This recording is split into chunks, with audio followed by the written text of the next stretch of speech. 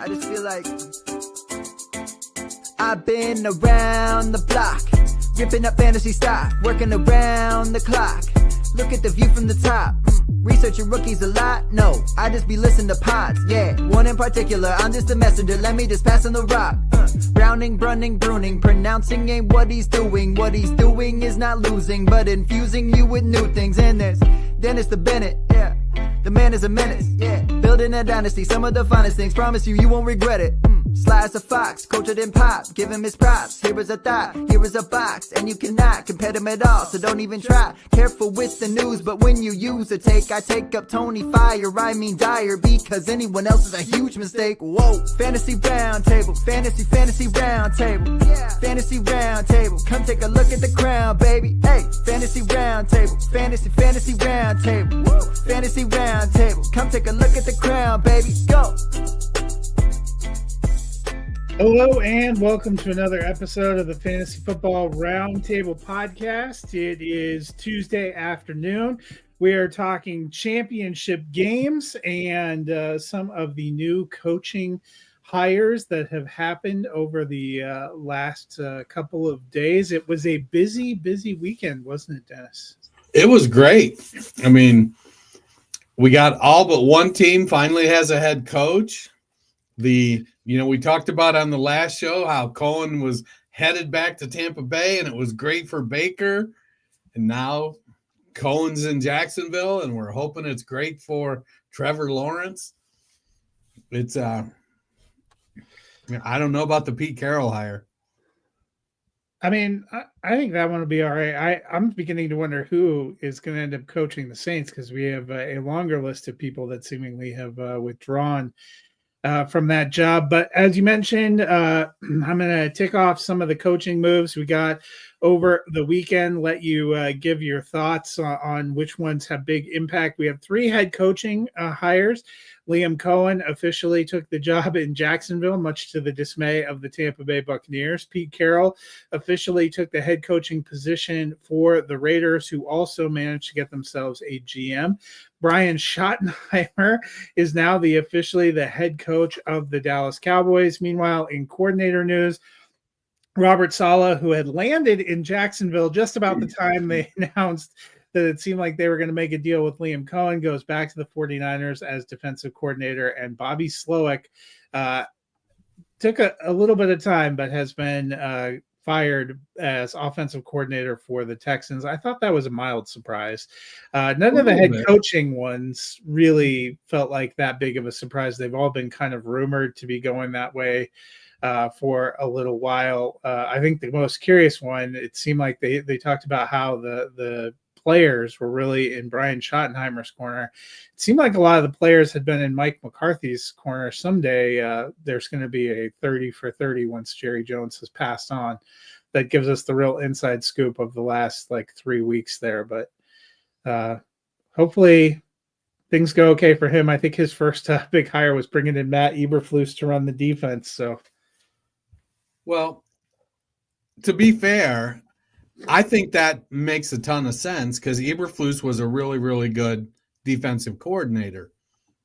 I haven't looked too deeply into whether the Dallas personnel fits what Eberflus likes to do on defense, but being a defensive coordinator is what got him the Chicago job. So we saw it with Robert Saleh. He was a great defensive coordinator in San Francisco. Had that. Now, granted, they had some really good players, but that's what got him the job in New York. It makes sense for Saleh. He gets to go, quote unquote, home. He knows the San Francisco organization. They know him. They've still got some really good players. It feels like Saleh is probably 2 to 3 years away from being back in the head coaching cycle if he wants it. I get that you want to make it to the highest level possible, but sometimes I wonder, when you're just such a good coordinator, is it so bad to just be like the best coordinator when you're under, a great offensive mind or under a great defensive mind, and just stay put? And, especially when you have like like Shanahan, I get it. He's the head coach, so he dabbles in the defense, but he's the they run his system. He's the offensive mind in San Francisco. He wants a defensive coordinator that he doesn't have to worry about. It's like, hey, you're the division president. Just report to me the annual numbers is kind of what Shanahan's looking for. Saleh gives him that based on his history in San Francisco. Can he get it back up, turn it around? That remains to be seen.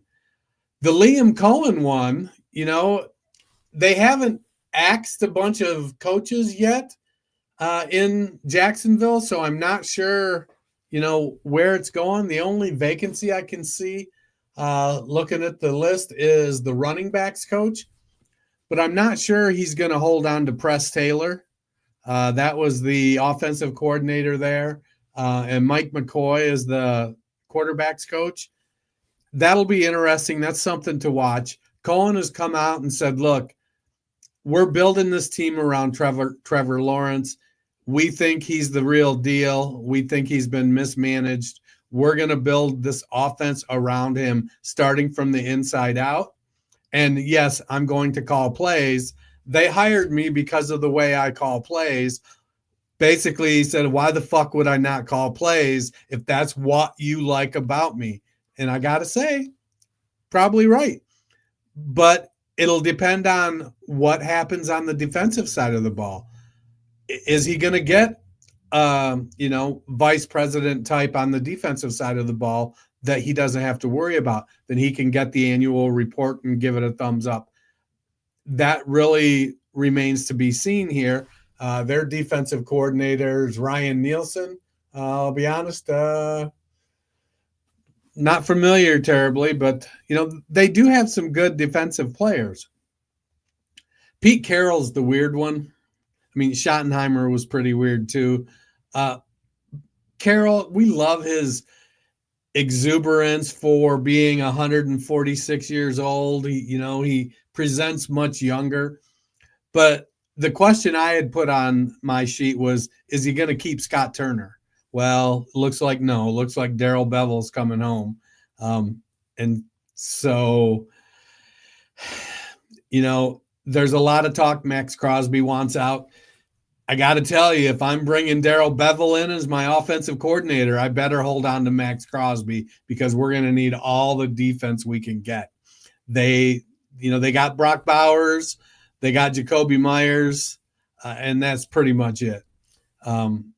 They got a lot of work to do on the offensive side of the ball. Bevell is, he's a guy. He's a jag as an offensive coordinator. Much like Schottenheimer was. Schottenheimer seems like he was a guy that got promoted because Jerry was like, this guy's been trying a long time. What do we got to lose? We suck for another year. We can we'll get out, bring in somebody. The rest of this cycle doesn't look like, there are any hot, high-level coaches. The team likes him. Okay, let's roll with that.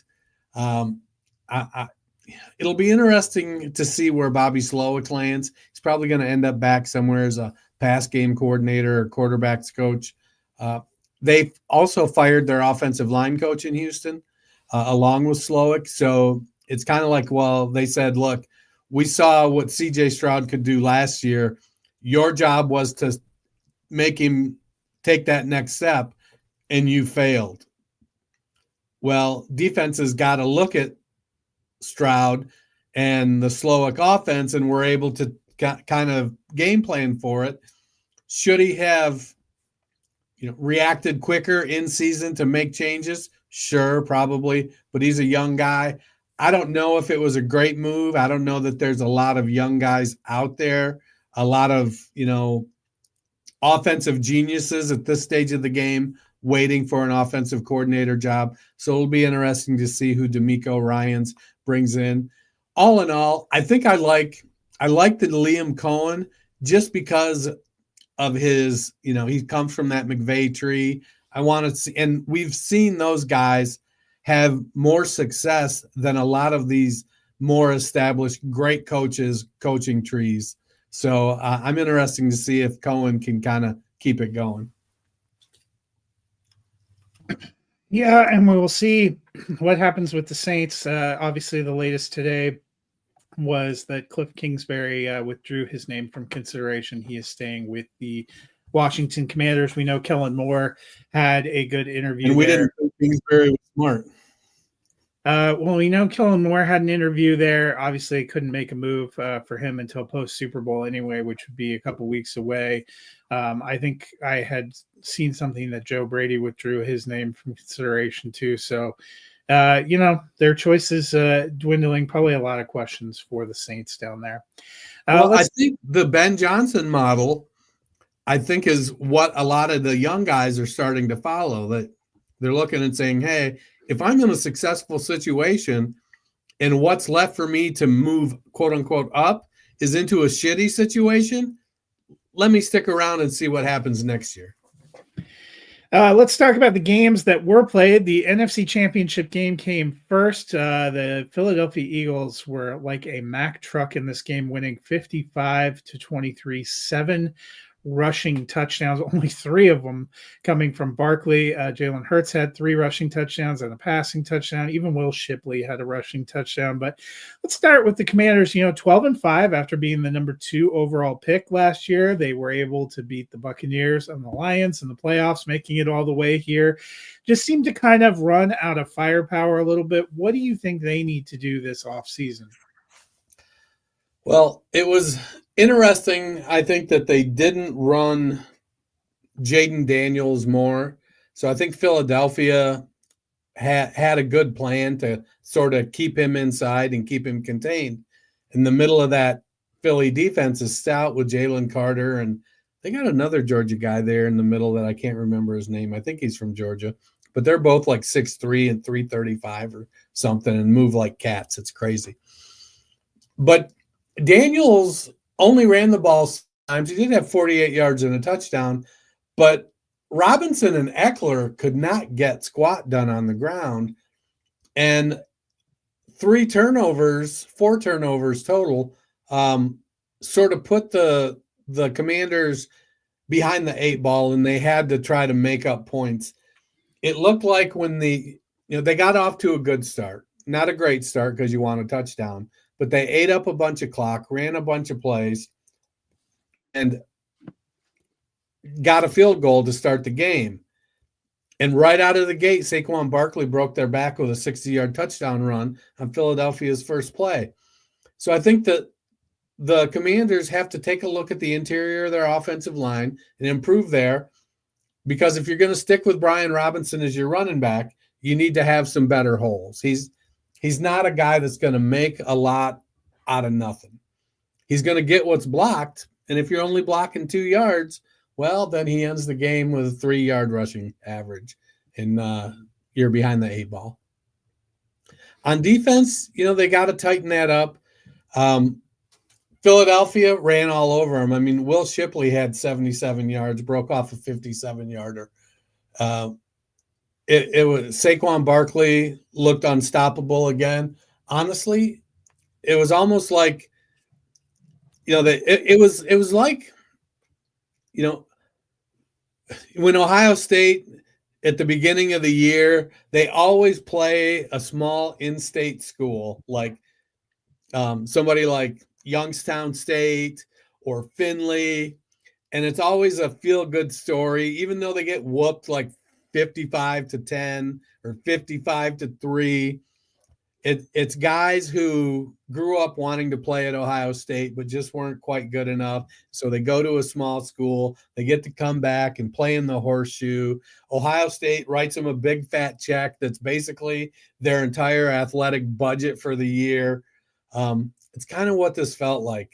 The Commanders were a feel-good story, but they had to do it on the back of Jaden Daniels.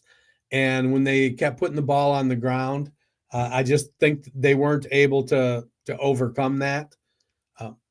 And then the way that Philadelphia was able to just break off big chunks and get big plays, they had, 5 5 different players had plays of 20 yards or more.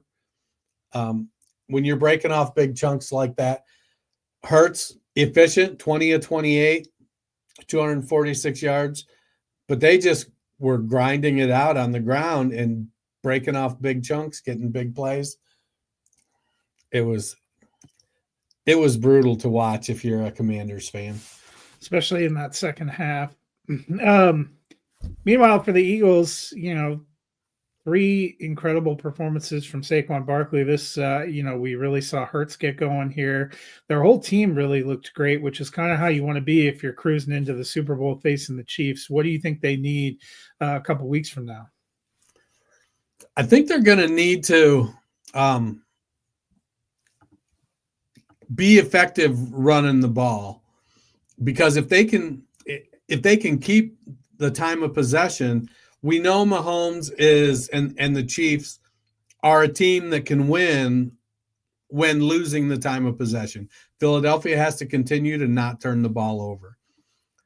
It's going to be a great matchup. Kansas City's got Chris Jones and George Karlaftis on the defensive line, Nick Bolton at linebacker. They've got playmakers on that defense. Philadelphia has playmakers with Barkley and A.J. Brown, Devonta Smith, and Dallas Goedert. But he caught 7 passes for 85 yards. He's no joke at the tight end position. He's a good athlete, 6'5", 250-pounder. So Philadelphia has a lot of weapons. I think it's going to come down to Jalen Hurts seems like he's banged up a little bit. He was last year. He seems a little bit like he is this year. They're not asking him to do a lot of running. They're executing the tush push, and that's pretty much it with him. But I see why, when you've got Saquon Barkley who rushed for 2,000 yards, there's no reason for Jalen Hurts to run the ball like that. So if they can be efficient in the passing game, Kansas City's got Trent McDuffie, one of the best cornerbacks. If he matches up against A.J. Brown, will Devonta Smith be able to get loose?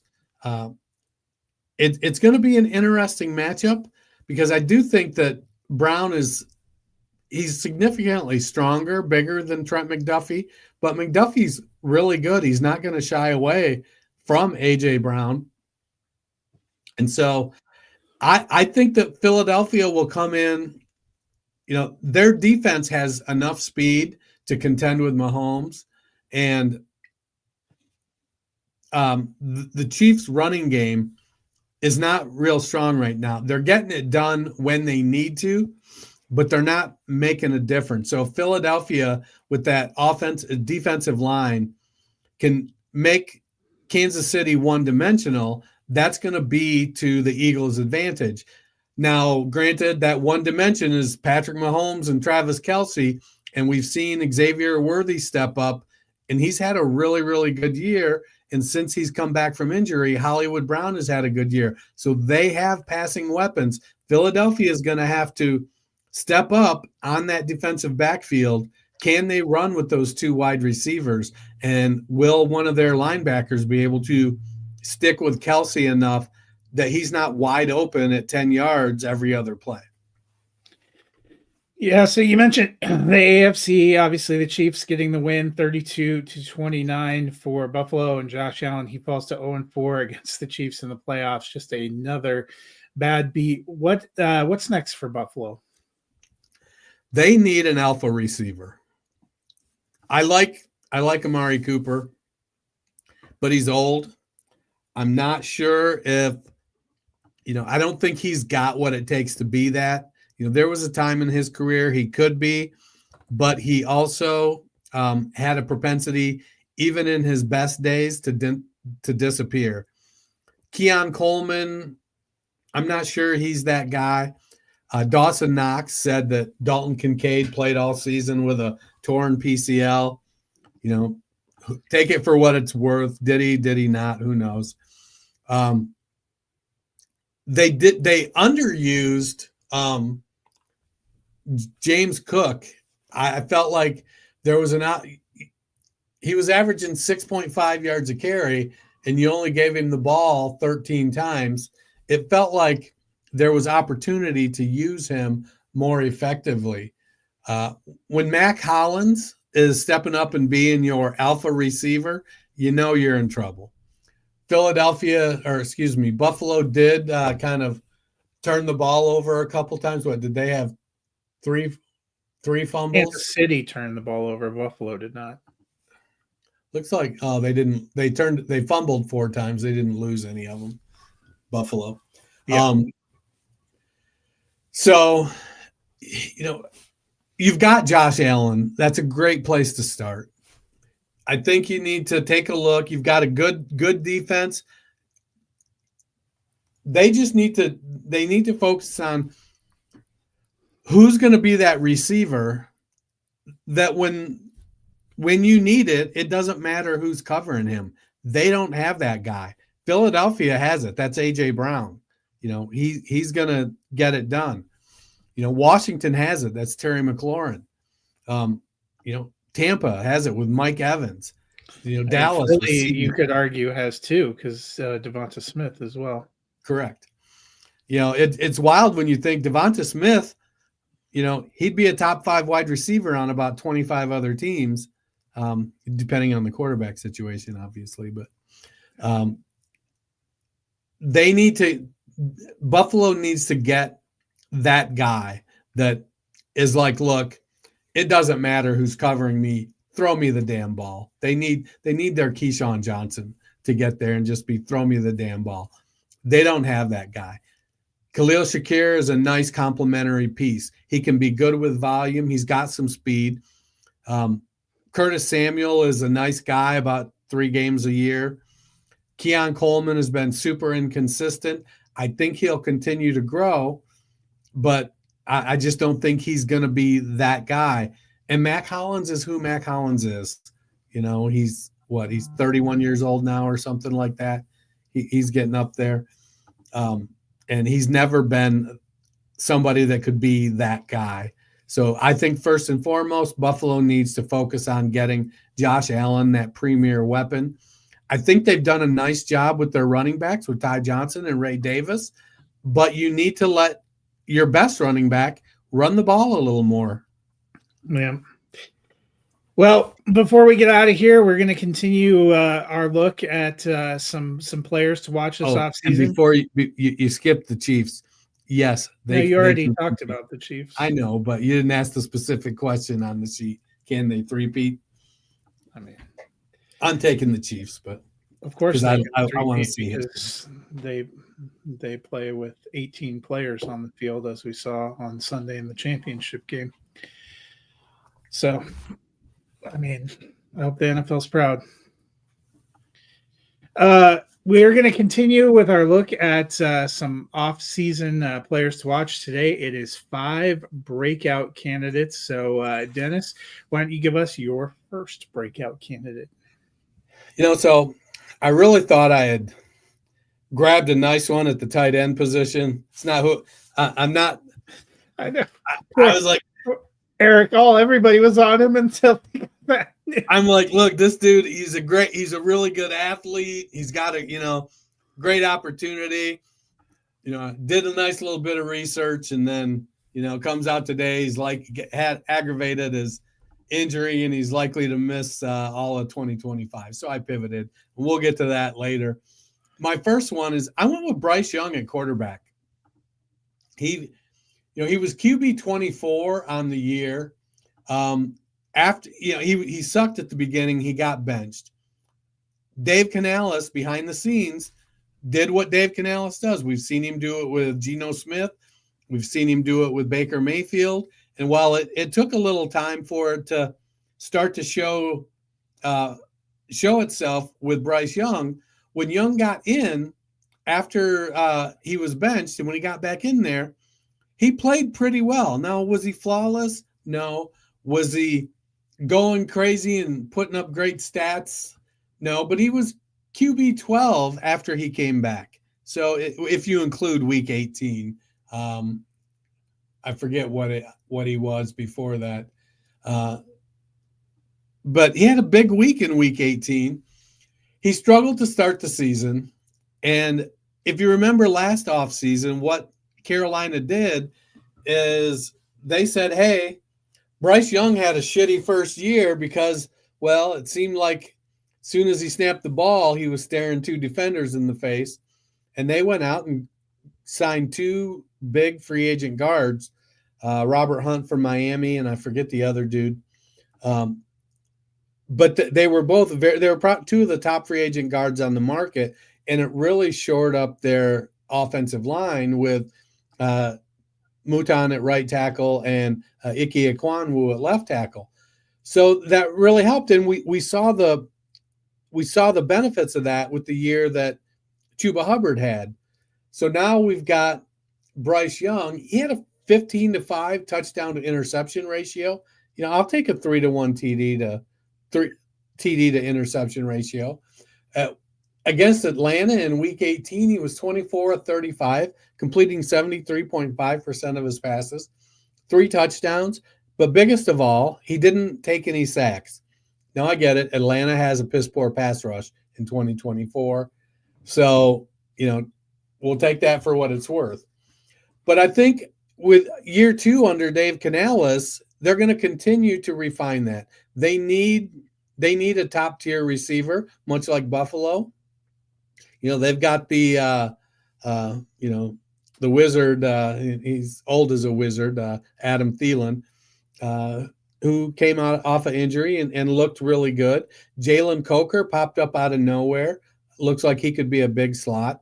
Xavier Legette he's a big athletic player. Needs some refining in his route running, but he's definitely a weapon. David Moore had a 7th-year breakout. I don't expect that to last too long, but if they can get themselves, you know, he's not I've on your breakout seen list draft where Tet McMillan falls to them at 7. I think if that happens, they're going to run to the podium to draft McMillan. But if they can get an alpha wide receiver and continue, you know, Chuba Hubbard, he's going to be the guy next year. Brooks got injured. I'm not going to say his injury is career threatening, but when he tore the same ACL he did his senior year, his last year of college. I don't think it was his senior year. You know, Miles Sanders, it usually takes him about 3 years in an offense before he starts to show. So he should probably be decent as a backup next year. That's about the 3rd year with Carolina. So they need help on defense. So the offense gets the ball back some. But I like Bryce Young. I think he's going to put up top 16 numbers. And I'll be honest, I feel like I'm taking the cheap way out because I think I should be saying top 12, but I can't pull the trigger. Yeah, my first one is a quarterback too. I went with Michael Penix Jr. You know, when he was drafted, with them having already signed Kirk Cousins, we wondered, was this going to be a Jordan Love situation where we were going to have to wait 2, 3, 4 years? But he ends up getting the starting gig to end his rookie year, started the last 3 games, and over that stretch was QB 17. Maybe that's not blowing you away, but averaged 15.2 fantasy points per game, got stronger each of the 3 games. He started as you would expect. I like the weapons that they have around him. They have Bijan Robinson. They still have Tyler Algier for the time being. I know you think he's a candidate to be traded. That's possible. Drake London, Darnell Mooney. I've really liked them. He still has Kyle Pitts, you know, who's out there. So he's got some weapons. I like the offensive possibility. I like what we saw from him. I think he is a guy that in year 2 under center can take a leap. I do think it is critical, you know, as I mentioned before, there's been some talk from the Falcons. They might just keep Kirk Cousins as a backup. That's one thing that would make me nervous about his progression, just because I just don't think that's a good situation. They need a veteran backup, but they should not be keeping Captain Kirk. So, but I like what we saw from Penix, and you know, those people that took him. He was a hard one when you were in rookie drafts last year because there was a lot of upside, but there was huge unknowns of when he might see the field. Some people got real good steals on him late 2nd or into the 3rd round of Superflex drafts, and you got to be sitting pretty right now. Yeah, I like Penix's prospects, especially with, you know, Bijan Robinson, Drake London, Darnell Mooney, that even Kyle Pitts. They've got some good stuff there.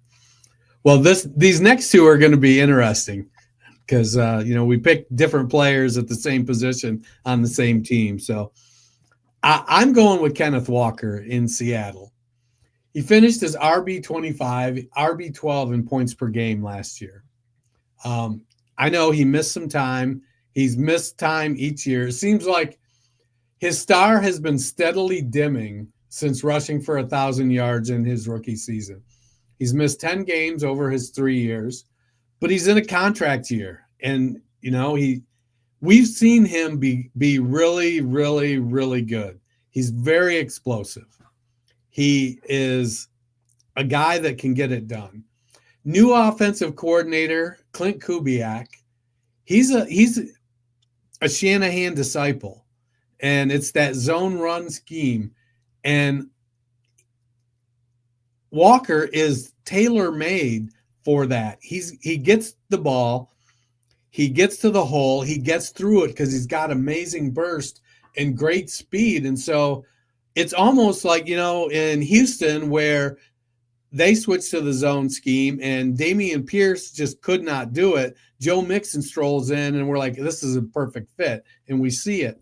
I think we're seeing that with Kenneth Walker. He's got great vision and his burst, the biggest knock on him, I think early in his career has been he wants to bounce everything to the outside because he's so damn fast. And sometimes you just got to take the hole and maybe get 6 or 7 yards. And he's like, no, I want to take it all the way. So let's see if he can use that burst and really start to flourish in this scheme. I think he's a better fit for the zone blocking scheme than Charbonnet. And I think Charbonnet will still get some run because he's a good back. I just think Walker is going to be great in this offense. I think Walker leads the way.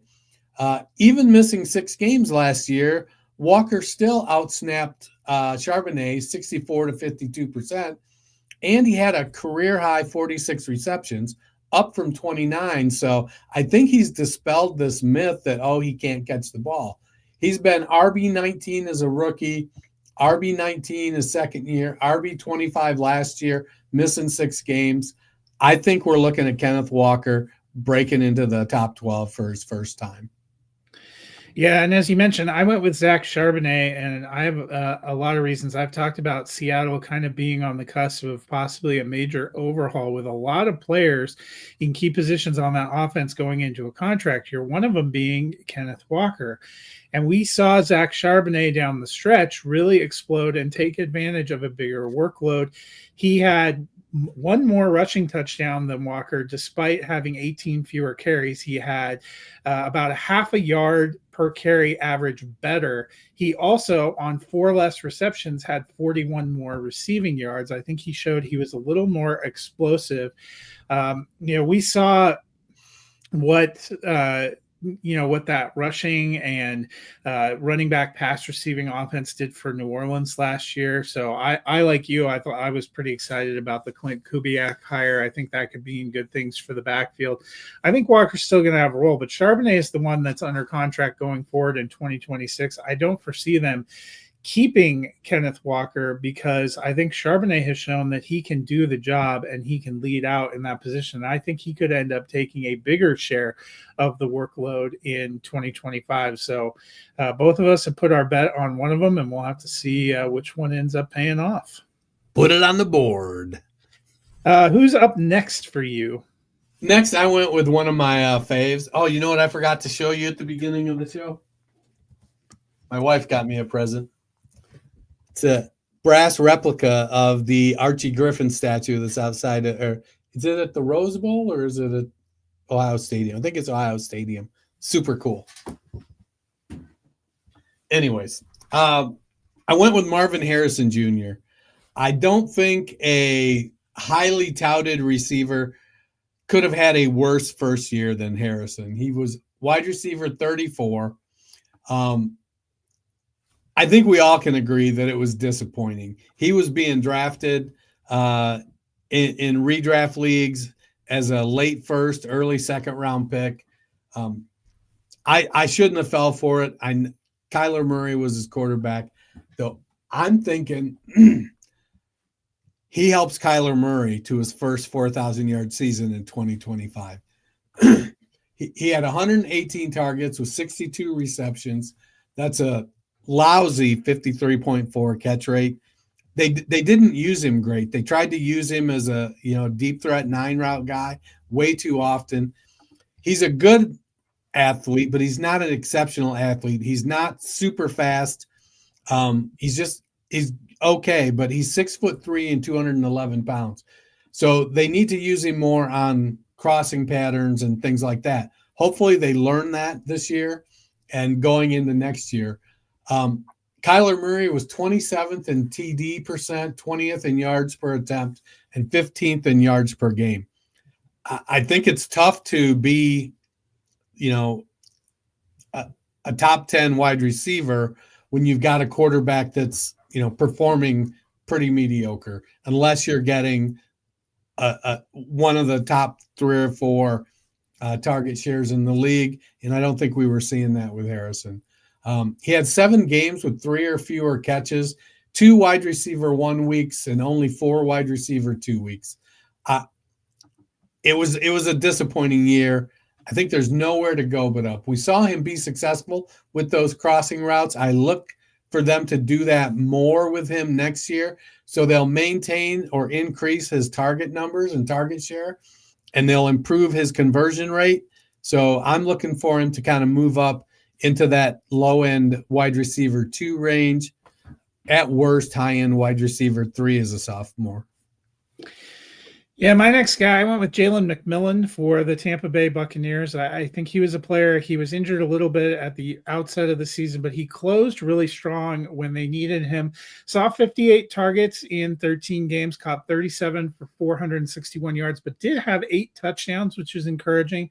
But I think one of the biggest reasons for me for optimism, Chris Godwin is a free agent. I don't think they're going to end up bringing him back because I think he is going to be able to command top tier from one of these wide receiver desperate teams. Godwin, who was a starter the first 7 games, saw 62 targets, caught 50 for 576 and 5 touchdowns. So I think there is space for Jalen McMillan to get into that 80 to 95 target range and really take a step up in year 2. I still think Mike Evans ends up being the number 1. He has great chemistry with Baker, and he's been, reliable as death and taxes with his 1,000-yard seasons. But I like what we saw from Jalen McMillan, and I think he's poised to take another step up in year 2. So you think Evans gets his 12th straight? Yeah, I think he will, because I think he's going to remain the number 1, barring some kind of horrendous injury. I mean, that's always unfortunately in play. And him and Baker click. Yeah, they click a lot. All right, so my 4th guy is I feel like I went out on a limb here because it could be real dangerous. I went with Jalen Tolbert of the Cowboys. So he was wide receiver 50 in 2024, but Brandon Cooks is going away. Michael Gallup was gone. He's basically faced with, Kevontae Turpin and Jalen. See, he's Tolbert. Jalen, I forget the other guy's last name, but his first name is Jalen. I think it's Brooks. Brooks, that's right. A couple got, one's 5'7" and one's 5'9". Tolbert's 6'1", 200 pounds. He had a 76% snap rate. He started 15 games this year.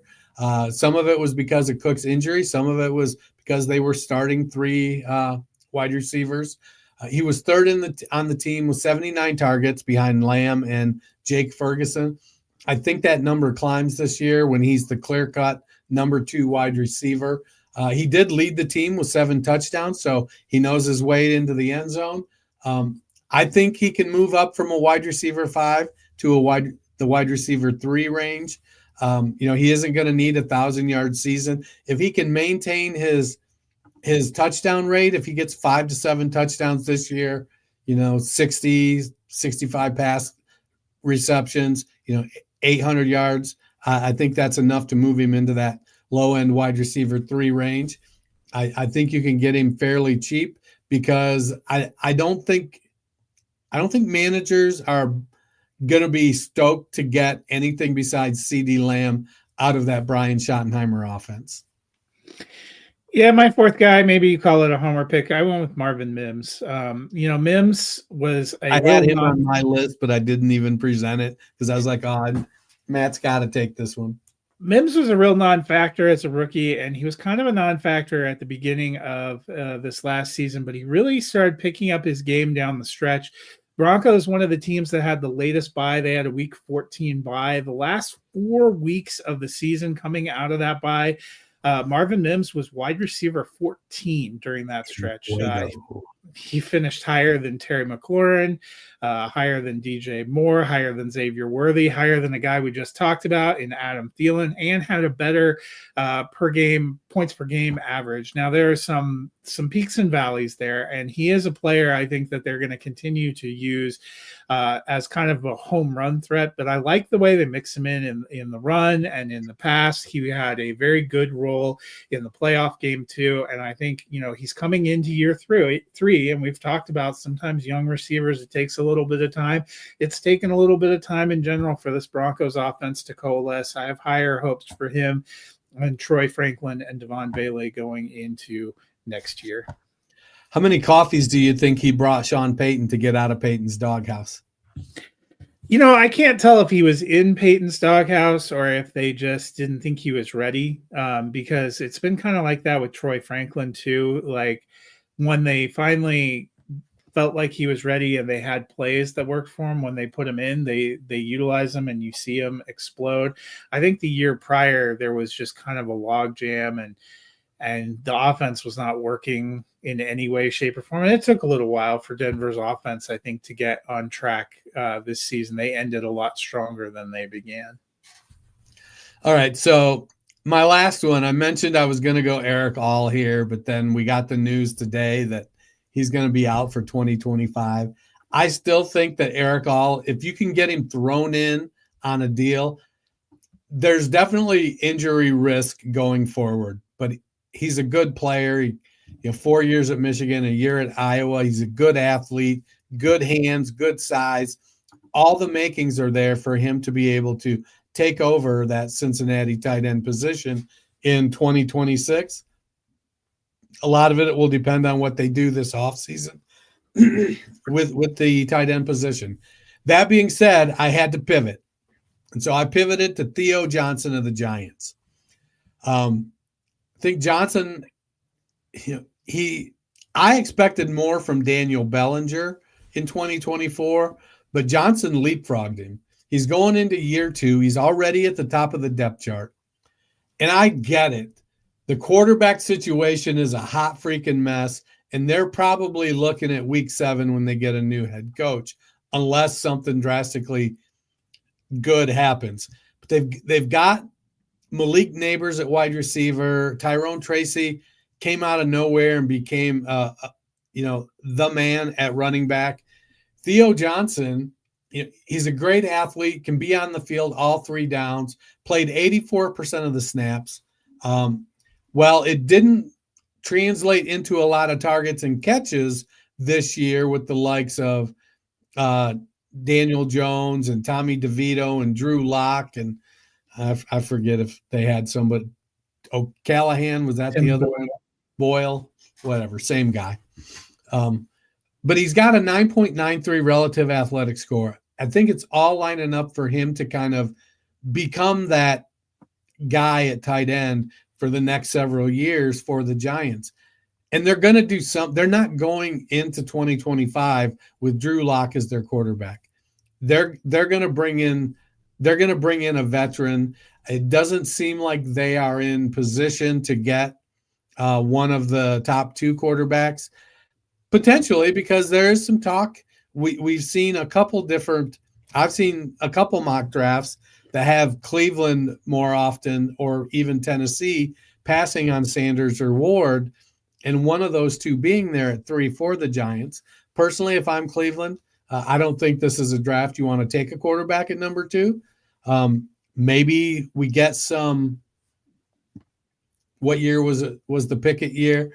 Maybe we get some of that happening where the quarterbacks take a big fall, because there are some other positions that do have elite talent at the top of the draft. And maybe they just go, look, we know we need a quarterback, but I just don't believe in this one. That being said, I'd say there's a 30% chance that New York gets one of Sanders or Ward. I don't think I don't know that they're worth picking there, but you either have a quarterback or you don't, and they don't. So they got to do something. They're going to bring in a veteran this offseason. Maybe they go, a later round pick with somebody like Will Howard or Quinn Ewers or Jackson Dart, second, third, fourth round, wherever those guys are falling. Maybe they go that route and see what happens. But I think Theo Johnson is settled in, and he's going to be the guy at the tight end position. And, the old adage, whether it's true or not is debatable, but, tight end is a young quarterback's best friend. Yep, which leads me to my last pick, which is Ben Sinnott. And this is kind of a speculative one. Zach Ertz was there this year as their veteran stopgap, but he only signed a one-year deal. He ended up finishing as tight end 7, saw 91 targets, caught 66 passes for 654 yards and 7 touchdowns. We didn't see Ben Sinnott a lot, but when he did pop out, he made some big impressions. And I don't think it's a lock that they bring Ertz back. In fact, I think they probably are ready to make a transition. Sinnott got a year to learn the system, to work with Zach Ertz, to watch that. I think there's a reason they took him pretty high in the draft. I liked his talent and prospects coming out, and I think he can be a great fit, adding to the need for maybe a few more weapons for the Washington Commanders. So yeah, I like that. That'll do it for us today. We will be back on Friday. We're going to do a Dynasty mock draft over the next couple of days that we will get to talk about. So that'll be a little bit of fun because we really don't need to break down the Pro Bowl, and we aren't going to break it down either on Friday or Tuesday. Next Friday, we will do Super Bowl props and talk NFL honors and stuff. But for the next couple, we're going to look ahead to the next fantasy football season because you know what? It's the first weekend without any real games because I do not count the Pro Bowl as a real game. But Dennis, if the people have some free time this week, what can they do to fill it? Well, they can do what I like to do. Go to their favorite podcast platform, type in the search bar, the Fantasy Football Roundtable Podcast. Give us a subscribe, give us a like, leave us a rating and a review. We have a 4.9 rating, which is saying something since we put out close to 700 shows. It's easy for people to bag on us. There's lots of evidence of our suckery. Well, that'll do it for us today. I hope you guys have a great week, and we will see you on Friday. Arrivederci.